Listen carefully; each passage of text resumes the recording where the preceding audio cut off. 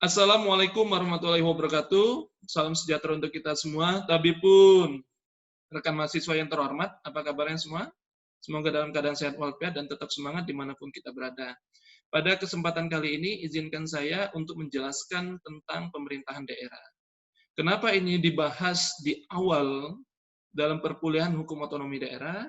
Karena ada kebutuhan yang sangat mendasar untuk memahami istilah pemerintahan daerah dan pemerintah daerah dalam konsep hukum otonomi daerah. Karena dalam hukum otonomi daerah ini akan berkaitan erat dengan istilah pemerintahan daerah dan pemerintah daerah. Oleh karena itu, saya akan coba menjelaskan apa yang dimaksud dengan pemerintahan daerah. Tetapi sebelum masuk ke dalam fokus pemerintahan daerah, izinkan saya untuk menjelaskan sedikit hubungan antara hukum administrasi negara dengan hukum otonomi daerah. Apabila kita merujuk kepada istilah hukum administrasi negara, maka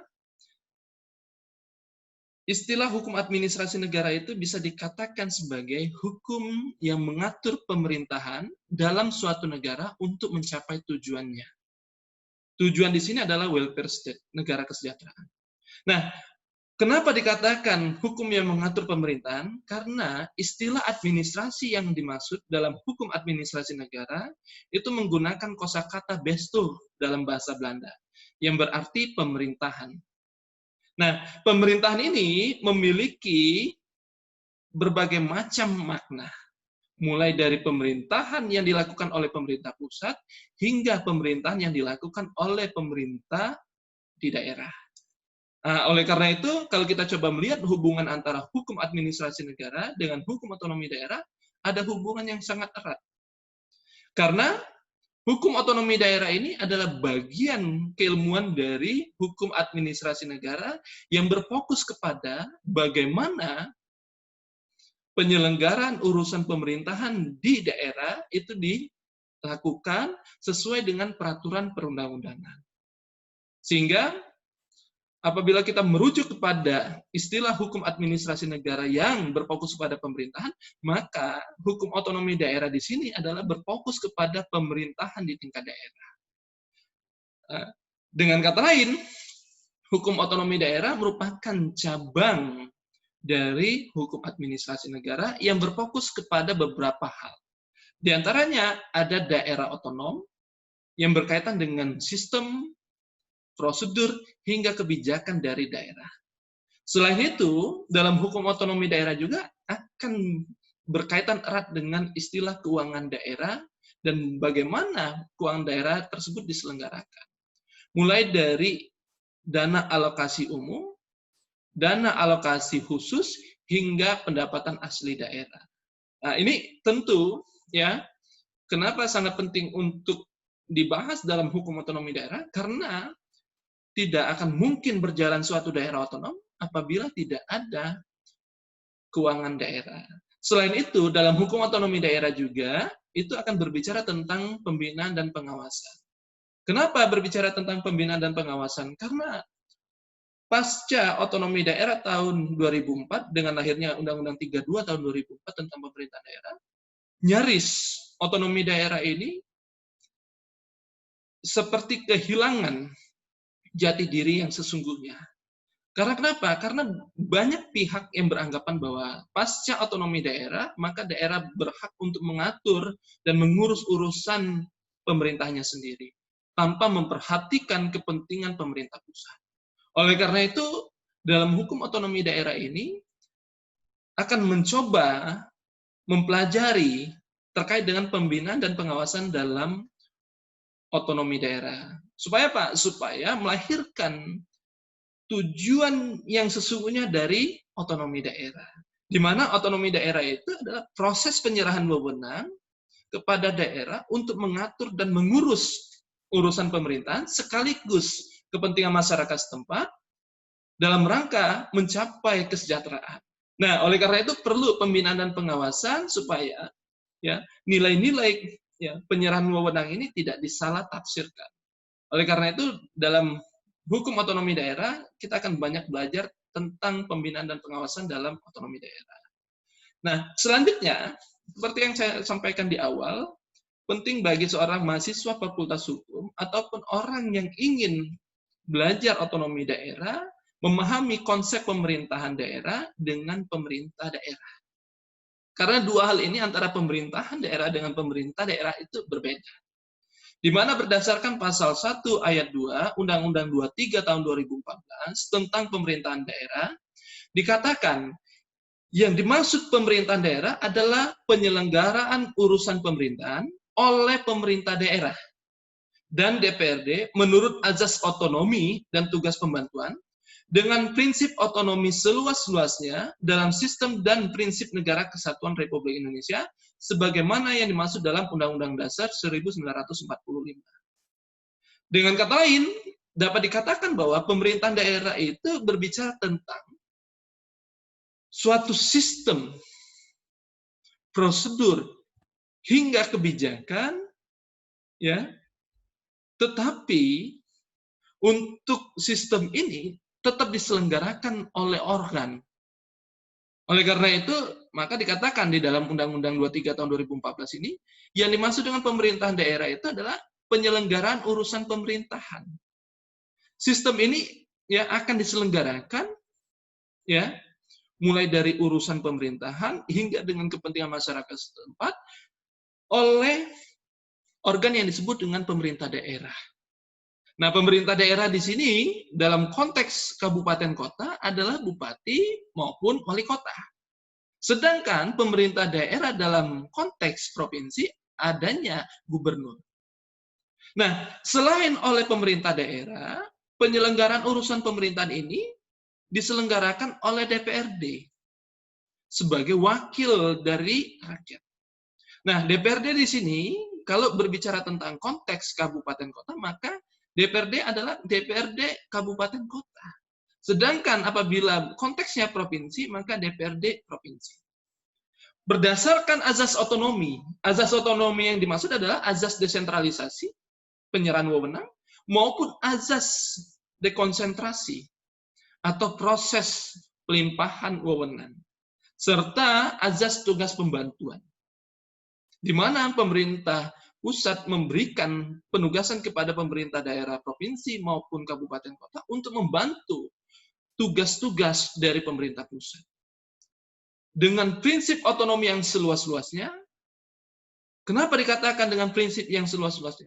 Karena pemerintah daerah diberikan wewenang seluas-luasnya untuk mencapai nilai-nilai kesejahteraan yang dimaksud dalam tujuan otonomi daerah.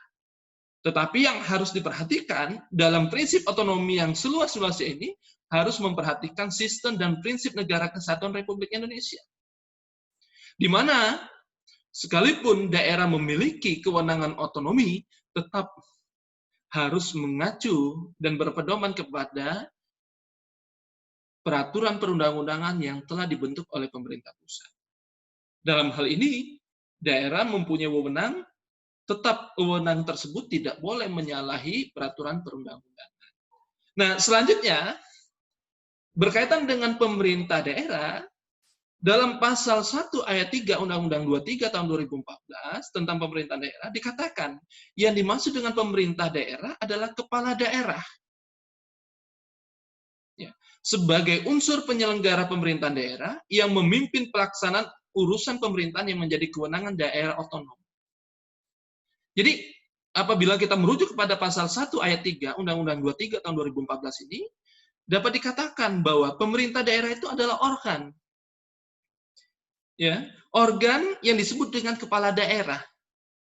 Seperti yang saya sampaikan di awal, kalau dia kabupaten kota, maka itu bupati atau wali kotanya. Sedangkan kalau dia berbicara tentang konteks provinsi, maka gubernur. Nah, dalam pasal 1 ayat 3 ini dikatakan kepala daerah sebagai unsur penyelenggara pemerintahan daerah yang memimpin pelaksanaan urusan pemerintahan yang menjadi kewenangan daerah otonom.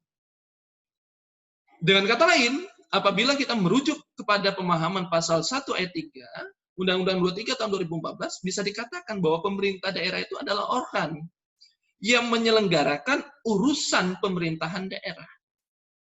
Nah, tentu ya seperti yang saya sampaikan di awal tadi sudah mulai berkaitan erat antara pemerintahan daerah dengan pemerintah daerah.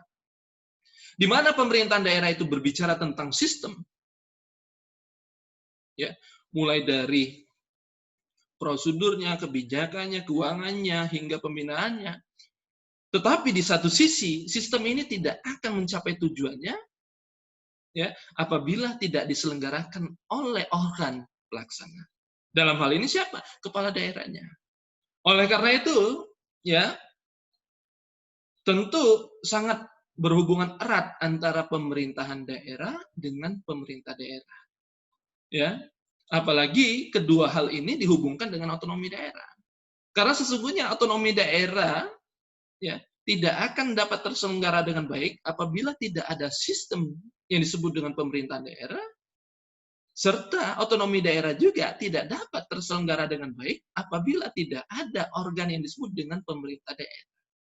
Nah, oleh karena itu, ya, wajib bagi kita untuk memahami, ya, sejarah legal grafi dari pemerintahan daerah di Indonesia. Bahwa, ya, apabila kita merujuk kepada pelaksanaan otonomi daerah di Indonesia, itu baru pada tahun 2004, ketika Undang-Undang 32 tahun 2004 tentang pemerintahan daerah ditetapkan dan dilaksanakan. Tetapi sesungguhnya bangsa Indonesia sudah punya niat yang suci untuk mewujudkan supaya daerah memiliki wewenang untuk mengatur dan mengurus urusan pemerintahannya secara mandiri. Di mana, ya, Undang-Undang Nomor 1 Tahun 1945 atau Undang-Undang Organik yang pertama kali dibentuk setelah Indonesia merdeka, ya, yakni Undang-Undang Nomor 1 Tahun 1945 itu berbicara tentang pemerintahan daerah. Lalu, ya, dilanjutkan dengan Undang-Undang Nomor 22 Tahun 1948. Undang-Undang Nomor 44 Tahun 1950. Undang-Undang Nomor 1 Tahun 1957. Undang-Undang Nomor 6 Tahun 1959. Undang-Undang Nomor 5 Tahun 1960. Ya, Undang-Undang Nomor 18 Tahun 1965. Undang-Undang Nomor 5 Tahun 1974. Undang-Undang Nomor 22 Tahun 99. Mulai dari Undang-Undang Nomor 1 Tahun 1945 hingga Undang-Undang Nomor 22 Tahun 99, ini telah mengamanatkan supaya pemerintah Republik Indonesia memperhatikan urusan-urusan pemerintahan di daerah. Namun, mulai dari Undang-Undang 1 Tahun 1945 hingga Undang-Undang 22 Tahun 99, pemerintahan di Indonesia menerapkan pemerintahan yang sentralistik. Artinya pemerintahan yang terpusat.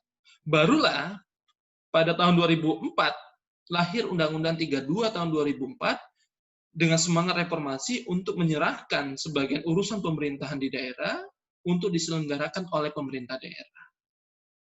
Lalu, ya, dalam perkembangannya setelah 10 tahun, Undang-Undang 32 tahun 2004 ini dilakukan proses evaluasi sehingga lahirlah Undang-Undang 23 tahun 2014 tentang pemerintahan daerah. Maka secara legaligrafi, ya, pemerintahan daerah di Indonesia, ya, mulai dari tahun 1945 hingga tahun 1999, ya, hingga, ya, masuknya masa reformasi dengan ditandainya Undang-Undang 32 tahun 2004, ya, sesungguhnya Indonesia itu, ya, dulu pernah menerapkan sistem sentralistik.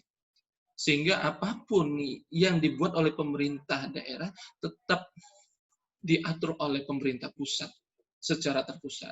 Barulah di tahun 2004, pemerintah daerah memiliki wewenang untuk mengatur dan mengurus urusan pemerintahnya sendiri. Oleh karena itu, ya, wajib bagi kita untuk melihat dulu kerangka dasar hukum pemerintahan daerah di Indonesia. Di mana di Indonesia, ya, terkait dengan pemerintahan daerah itu terbagi menjadi beberapa bentuk. Mulai dari, ya, daerah yang memang disusun sebagai daerah besar maupun daerah kecil. Di mana susunan tersebut berdasarkan peraturan perundang-undangan mengingat, ya, nilai-nilai dasar permusyawaratan dalam sistem pemerintahan negara dan hak asal-usul dalam daerah yang bersifat istimewa. Kenapa ini menjadi prioritas bangsa Indonesia ketika menyelenggarakan urusan pemerintahan daerah? Karena sesungguhnya jauh sebelum bangsa Indonesia terbentuk, Indonesia ini adalah gugusan Nusantara. Dan setiap gugusan Nusantara tadi telah memiliki adat istiadat, sistem pemerintahan dalam bentuk kerajaan maupun kesultanan yang membentang dari Sabang hingga Merauke. Di mana masing-masing gugusan Nusantara tadi memiliki kewenangan masing-masing.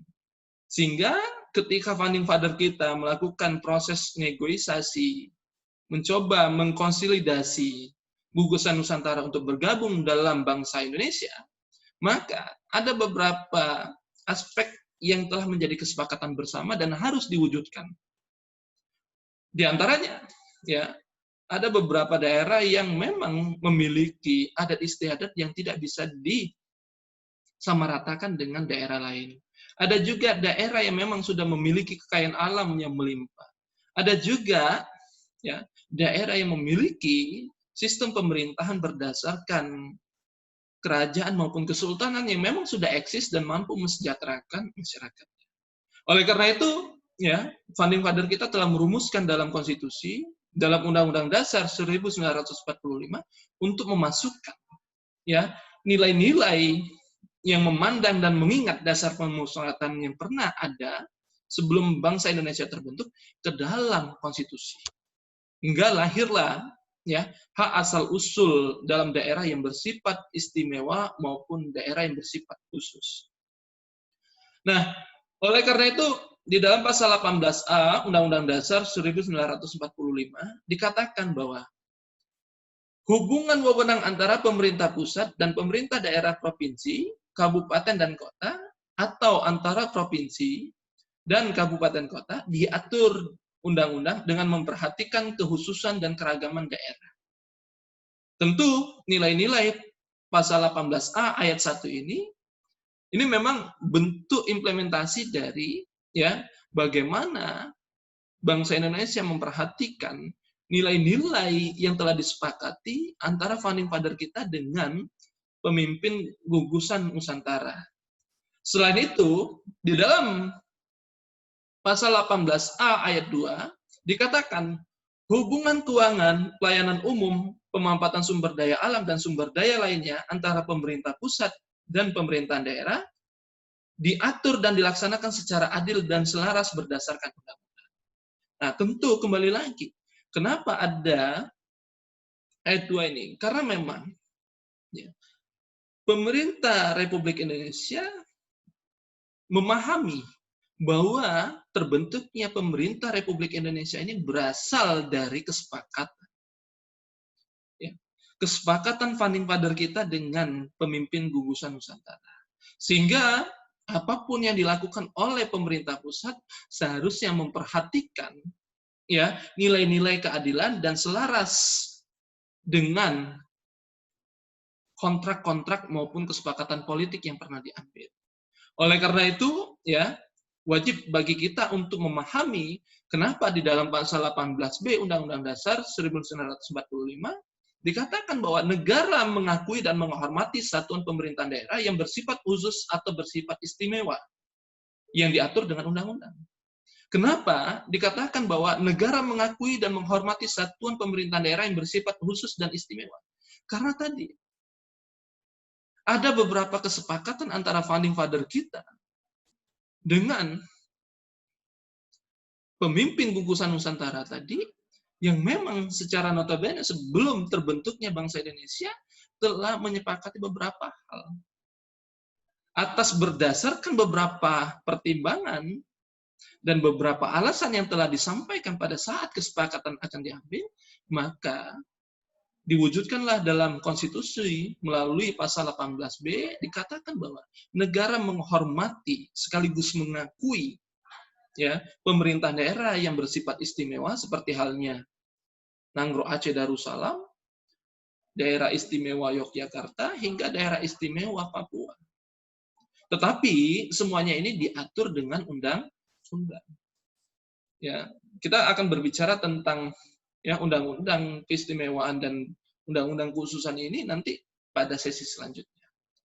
Selanjutnya, selain itu, negara juga mengakui dan menghormati kesatuan masyarakat hukum adat dan hak-hak tradisionalnya sepanjang masih hidup dan sesuai dengan perkembangan masyarakat dan prinsip negara kesatuan Republik Indonesia yang diatur dengan undang-undang. Nah, oleh karena itu, ya, kenapa dikatakan ya menghormati kesatuan masyarakat hukum adat? Karena sesungguhnya jauh sebelum bangsa Indonesia terbentuk, masyarakat hukum adat ini sudah ada dan tumbuh berkembang. Hingga sebagai bentuk penghormatan dan pengakuan, maka negara Republik Indonesia merumuskan ke dalam konstitusi untuk menjadi dasar hukum bagi pemerintah untuk menurunkannya dan melaksanakannya ke dalam bentuk undang-undang. Oleh karena itu, ya, yang harus kita perhatikan sekali lagi, alasan yuridis pembentukan daerah melalui undang-undang harus memperhatikan bahwa pembentukan daerah itu harus mewujudkan kemauan pemerintah sekaligus rakyat melalui wakil-wakilnya di DPR. Selain itu juga, alasan yuridis pembentukan daerah melalui undang-undang harus berdasarkan konstruksi pembagian daerah yang harus diselaraskan dengan kepentingan dan kebutuhan rakyat yang dilegitimasi oleh hukum. Ya. Selain itu, alasan yuridis pembentukan daerah melalui undang-undang adalah pembentukan daerah sebagai perjanjian publik untuk mengakui suatu wilayah sebagai daerah otonom akan hak dan kewajiban sebagai subjek hukum. Nah, ini tentu berkaitan erat dengan ya kontrak politik yang dilakukan oleh pemerintah daerah kita. Ya, dalam hal ini, ya ketika suatu daerah akan mekar, ya tentu ini bagian dari perjanjian publik untuk mengakui suatu wilayah sebagai daerah otonom yang memiliki kemandirian, di mana nilai kemandirian itu akan berbicara tentang hak dan kewajiban sebagai subjek hukum. Nah, selain itu yang terakhir, bahwa ya, alasan yuridis pembentukan daerah melalui undang-undang harus memperhatikan jaminan penyerahan hak otonomi, ya, disertai dengan jaminan pengakuan untuk mengatur rumah tangganya, ya, serta menghindari intervensi-intervensi dari pemerintah pusat. Dalam rangka apa? Dalam rangka nilai intervensi ini untuk menghindari proses-proses yang tidak diinginkan dan tidak sesuai dengan kepentingan daerah. Oleh karena itu, sebagai kesimpulan perkuliahan kita kali ini, ya, fokus utamanya berbicara tentang otonomi daerah selalu berfokus kepada pemerintahan daerah dan pemerintah daerah. Di mana pemerintahan daerah sebagai sistem, sedangkan pemerintah daerah sebagai organ. Di mana fokus utama dari pemerintahan daerah tadi berkembali kepada kepentingan-kepentingan daerah. Adapun daerah yang dimaksud bisa saja berbentuk provinsi maupun kabupaten kota. Di mana alasan pembentukan daerah tersebut ya haruslah berdasarkan konstitusi, mengingat pasal 18A dan 18B, hingga ya memperhatikan alasan yuridis mulai dari pembentukan daerah sebagai bentuk kemauan pemerintah sekaligus rakyat. Selain itu juga alasan yuridisnya harus memperhatikan konstruksi pembagian daerah diselaraskan dengan kepentingan dan kebutuhan rakyat yang harus dilegitimasi oleh hukum. Selain itu, ketika pembentukan daerah itu sebagai perjanjian publik harus mendapatkan pengakuan sebagai daerah otonom, hingga karena daerah otonom maka dia berhak untuk mengatur dan mengurus urusan rumah tangganya sendiri. Mungkin itu dulu yang bisa saya sampaikan terkait dengan pemerintahan daerah dan asal-usulnya. Untuk lebih lanjutnya kita akan lanjutkan pada sesi selanjutnya. Saya Eri, Assalamualaikum warahmatullahi wabarakatuh. Salam sejahtera untuk kita semua. Tabibun.